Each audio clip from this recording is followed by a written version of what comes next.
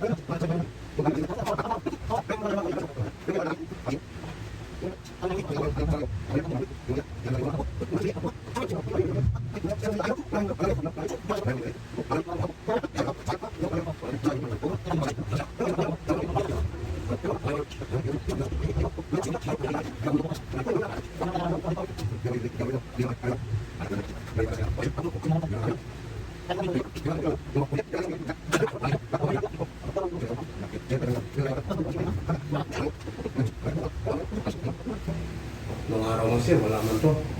Pira kami na. Wala man to. Okay na mo. Nang walang gumuguhit, no? Ito, angat mo.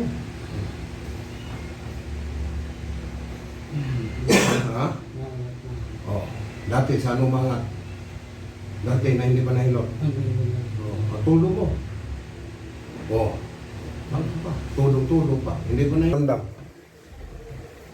Ayos na, master. Oh. Ilang tunog? May kaunting ano pa. Ilang tunog? Maraming tunog. Daming tunog, no? Oh, yun. Para kasi ito, dito ka naipitang ugat. Yan, disbalance ang tawag yan. Ito ba, di ba? Yan ang pinatunog ko. Hinilot ko dito. Hilutin ko yung singit mo. Para yun.